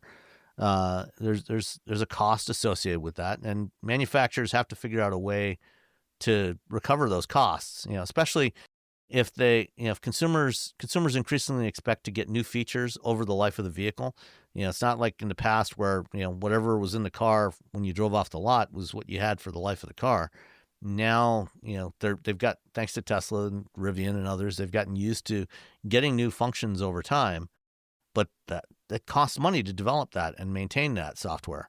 And now, this is really the only way that you can realistically cover those costs over the life of the vehicle. I don't know. I think, it's whether it's there or not, if you want a product, you should have to pay for it. And if they don't, if they want, everybody to pay for it, they just increase the price of the car and everybody has it. So I don't know. I understand the principle of not, it's already there. Why should I I've already bought the car. It's already got all the things I need. Why do I have to pay more? But like you said, it's, and we know software is important because, look at what Jason's going through. Yeah. So I don't know. I don't think it's that big of a stretch for, especially if you're making these transactions at the time of purchase anyway. Yeah. Maybe you don't want it. Maybe you want it later. Maybe, whatever. I don't know. Like ADAS stuff. And I think, if it's top end ADAS, yeah. If it's a one-time thing, it's probably not so bad than compared to if you have to pay a subscription for it. Yeah, subscription would be different. I mean, if you're paying, $20 a month so that you can have a seat massager, that's the BMW thing, and they got in big trouble for that. Yeah, I don't know trouble. They got a lot of pushback. That's what I wanted to say. They decided not to do it because of all the pushbacks. Yeah, it wasn't even here. It was in Europe and like one market, and everyone's like, they're like, fine, whew, gosh, okay, we tried it out. This is I mean, I guess their ADAS. The subscription for their ADAS is more expensive than other systems ADAS, which I'm like, it's to Mercedes. I mean, you have a subscription for Super Cruise. Yeah. It's just more expensive than those other ones. But again, it's a Mercedes. So, it's going to be more expensive, even if it's not as robust. It still says Mercedes. You bought a Mercedes. I'm sorry. I mean, I'm not sorry. I mean, I like the Mercedes. I'm sorry that you don't realize that a premium car, everything on it's going to be premium. If you buy a Mercedes, guess what? It's going to cost you more to get it fixed. Everything costs more. That's what happens when you buy a luxury brand. Car, it's going to cost you more. Yeah, everything's going to cost more. That's why I'm like, well, I'm thinking about buying this. I'm like, well, do you have the money to have it for upkeep? Because you might be able to buy it up front, but, when it's 75% more, 50% more, cost of ownership is higher than that of, an Escape. All right. The last thing is, I recently, a few days ago, I spoke with Marc-Andre Forget, who's the co-founder and CEO of a company in Montreal called DCBEL Energy. A couple of weeks ago, DCBEL announced a partnership with Volvo and Polestar to offer and to integrate their home energy management system. They're calling it this because it is more than just a charger. We've seen systems like from Ford and GM to do vehicle-to-home capabilities, to use the battery in your car for home power backup and do other stuff. The DCBEL system can do that, but it's all integrated into one box, so it's easier to install. But it also has more stuff in it. Like one of the key things is that it has DC charging capability built into it. So it's got two cables on it, so you can actually charge two cars at home at the same time. But if you have a solar system on your house, you can connect it to this DCBEL Ara home charging system, and your solar panels put out DC direct current. Your battery takes direct current, and with most systems, most home charging systems like the Ford and GM ones, or anything else, they're all doing AC charging. So if you have a solar system, it's got to go through an inverter, get converted from DC to AC, go through the charger, and then when it gets back into the car, into your battery, it's got to be converted back to DC again. So you've got some losses associated with that. So you're wasting electricity when you do that. With this system, it goes straight through as DC from your solar panels through the machine. It's got a CCS connector, or you can get it with an AX connector on it, and it goes straight into your battery as direct current. So it's going to be a more efficient system, and it can do a bunch of other stuff too.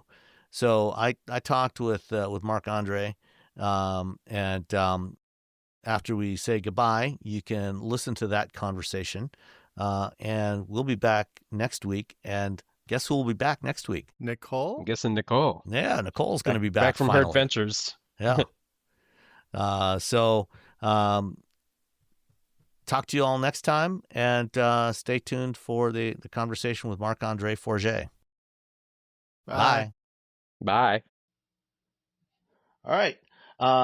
I'm here talking today with Marc-Andre Forget. I hope I got that pronunciation correctly. The co-founder and CEO of DCBEL Energy.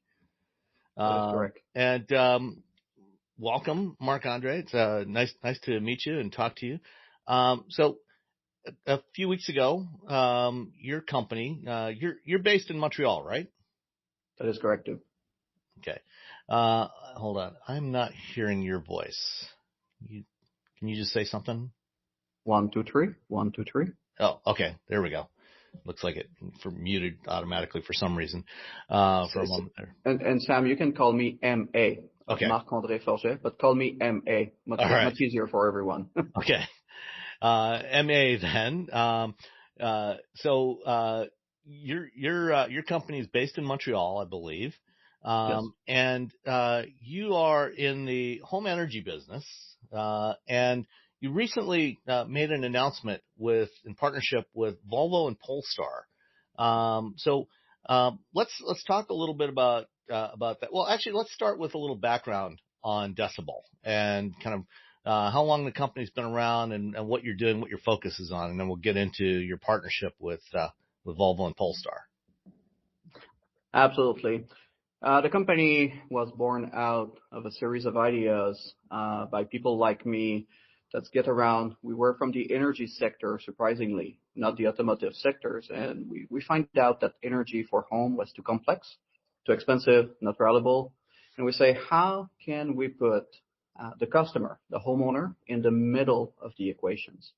So 10 years ago, we look at solar energy. Storage was around the corner.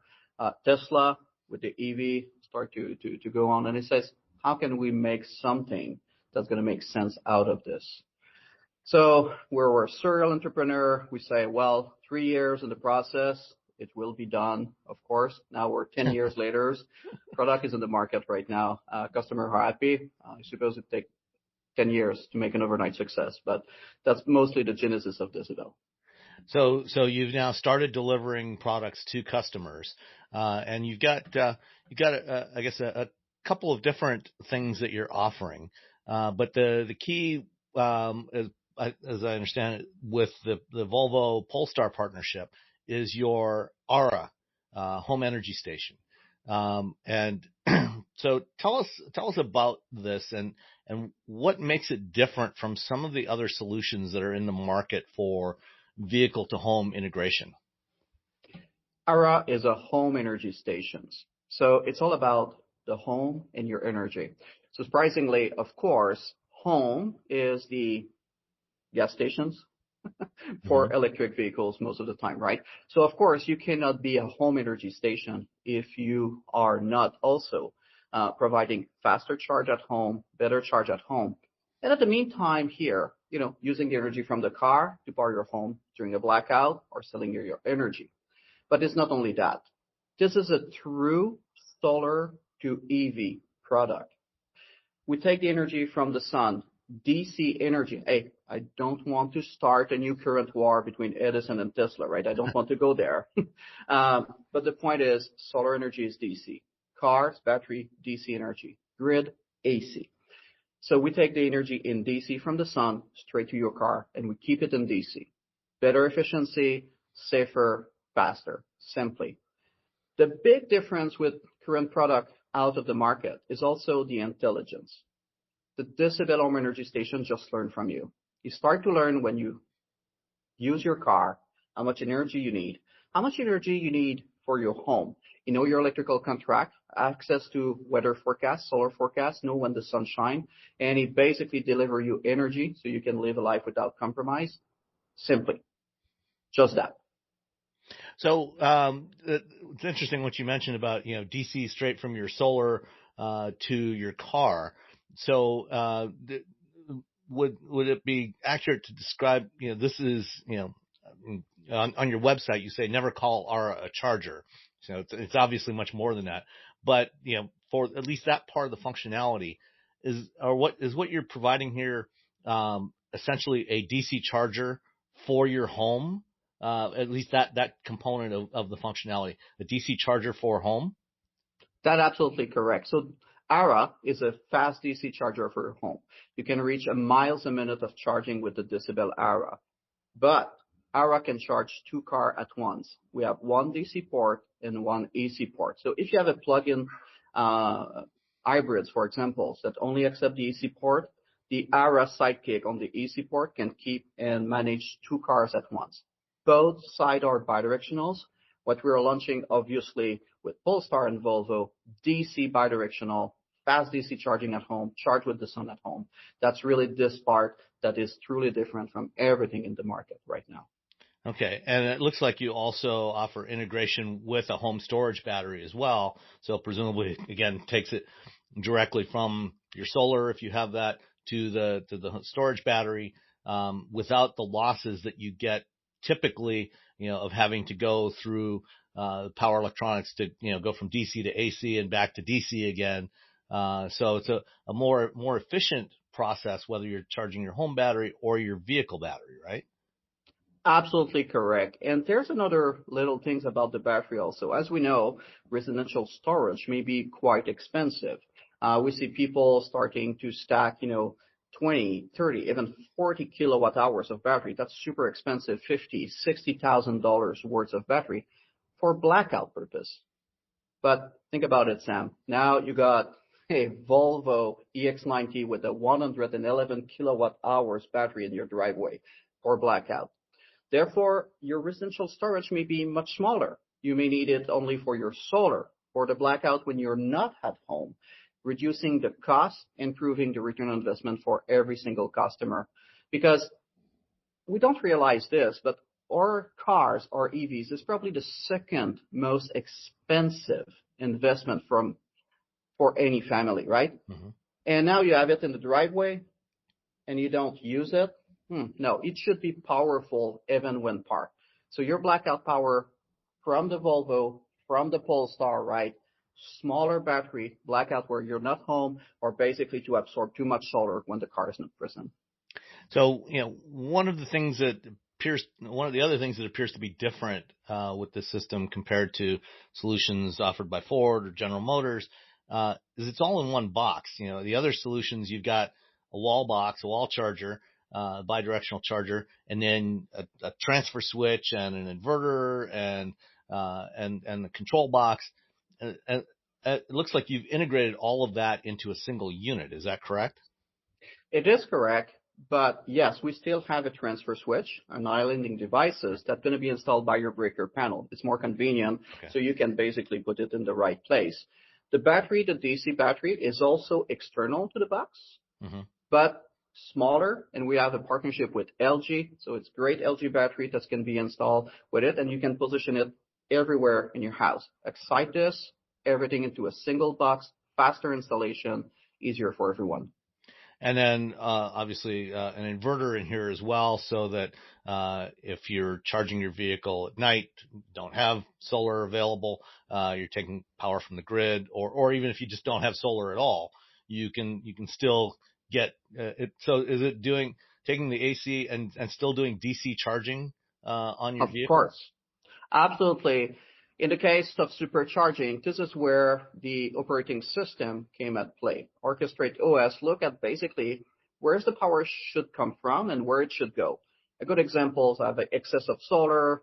I don't need it for my house. Price on the market is depressed. Don't need to export right now. It's going to go from DC to solar to your stationary battery. I need to go to the movie theater, catching up the kids. The car is super low on charge. I go supercharge in DC. Then I'm going to use all the power from the home in AC, convert it in DC, bypassing the onboard inverter, so I can really zoom in at the miles per minute of charge, so I can go and take care of the kids. So what is the maximum charging rate that's possible with the Aura? So right now, this unit models can go as high as 16 kilowatt hours at DC, but we measure it at the DC port, not at the entrance. So it is the equivalent of 20 to 22 kilowatt AC. Okay. So that's much faster than most other home charging solutions. And then of course you said it's got two cables on it, so you have an AC and a DC connector. Is that presumably, since you're partnered with Volvo and Polestar right now, you've got CCS and a J1772 on there? That is correct.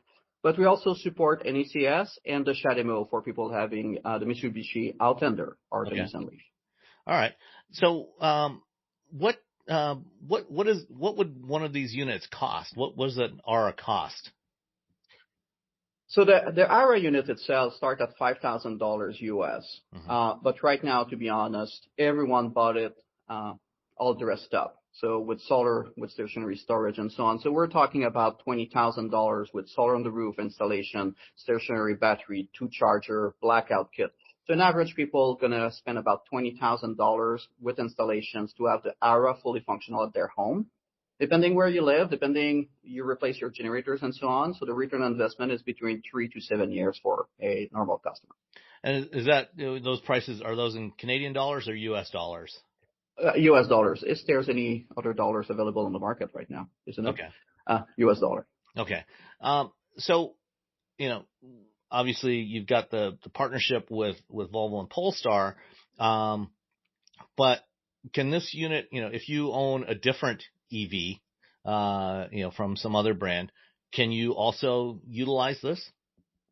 Answer is absolutely yes. We are universally compatible from a charging point of view. Any car that basically can be charged, we can charge it, and we can afford the supercharge on it. On the bidirectionality point of view, now we took the decisions to work with manufacturers to make sure that we preserve the battery warranty, that we make the experience seamless. So we are launching alongside car manufacturer one after another with this key user experience one after another for the bidirectionality part. If you buy it today, the DCBEL definitely compatible with charge and supercharge with every car on the market. Then bidirectionality, it's just going to go as more manufacturers basically announce their bidirectionality on their car. Okay. Let's see what else. If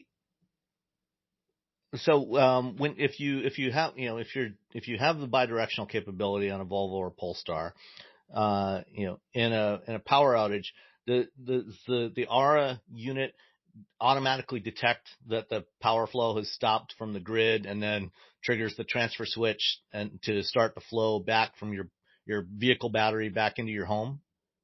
Absolutely. If you want a funny story here, about 18 months ago, we start working with Volvo, with Polestar about to make everything work flawlessly.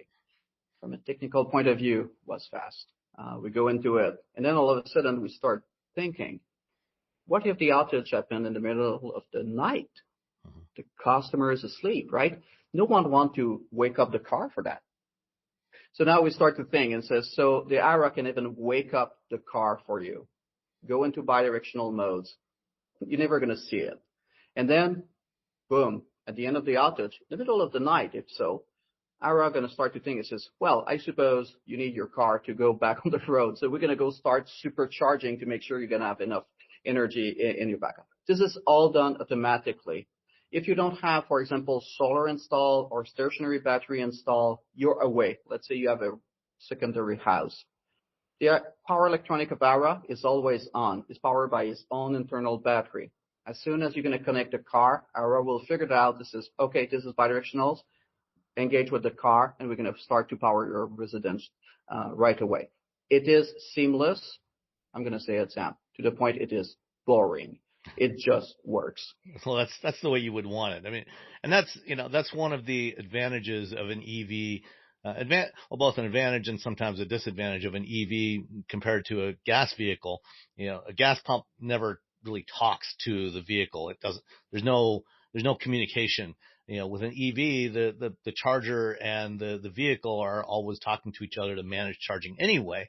So that makes it relatively straightforward to send a signal from an ARA into the vehicle to say, hey, wake up, I'm going to need some of your power out for a little while, and to manage all of that, fairly seamlessly. Of course, as many EV owners have experienced when doing public charging, that can sometimes be a downside if the software isn't quite right, but, that's something that, hopefully is getting worked out. If a customer wanted one of these today, it's available now to customers, and they can order it and get it delivered fairly quickly, and then get an electrician to install it all. So we are doing a rollout right now. We start with California. If people want to order in California, something that is interesting right now, there's a rebate, there's a discount up to $14,000 available for people of California that want to install the DCBEL Era right now.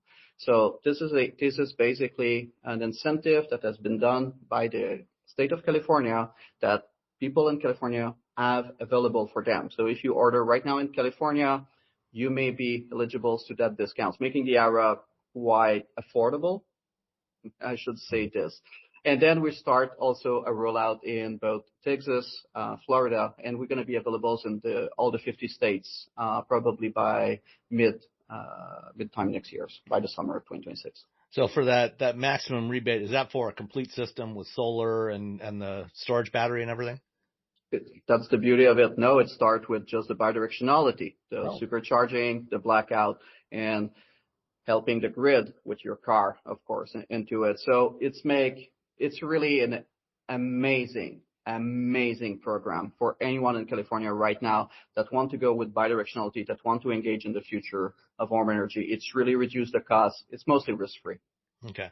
So for the, for the maximum speed capability on this, you would probably want to have this on a 100 amp circuit in your house. So yes, the way it is intelligence. So of course we are North America electric code certified in that. So you install at 100 amps breakers over 200 amps breaker panels. You don't need to upgrade your breaker panels at 200 amps. It just works.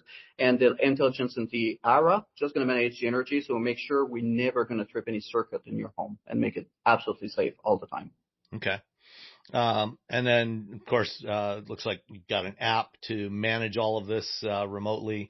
So you don't have something, if you want to schedule when you want your vehicle to charge, that sort of thing, can handle all of that fairly easily. Absolutely, and I can talk about my own experience here with the app. We were so proud of our app. We have an app store. People can install different indicators and information into it, and I show it to my own family and so on. And I must say something, Sam, because of the artificial intelligence that just learned from you, after probably 2 weeks, no one used the app anymore. Mm-hmm. They just plug the car and the Era find out your usage pattern. When and learn and the price of electricity and just find out the way to provide you the energy at the lowest possible price. Honestly, we want to manage energy price at home, to be honest. So the Era is quite smart on this point. Just plug, let it go, and it just works.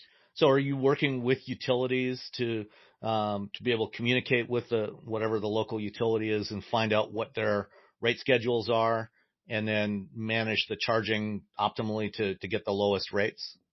Absolutely. And even in some part of the country right now, we're discussing with the utilities to have access to real-time energy market. So basically, the Era will know when the price of energy is super high, you have excess. Why not exporting and have the homeowner make money, helping the grid, right? And when the price is very low, why not using this moment in time and basically bring the energy back home? We are working on different projects with utilities that will really change the way we're going to interact with utilities in the future.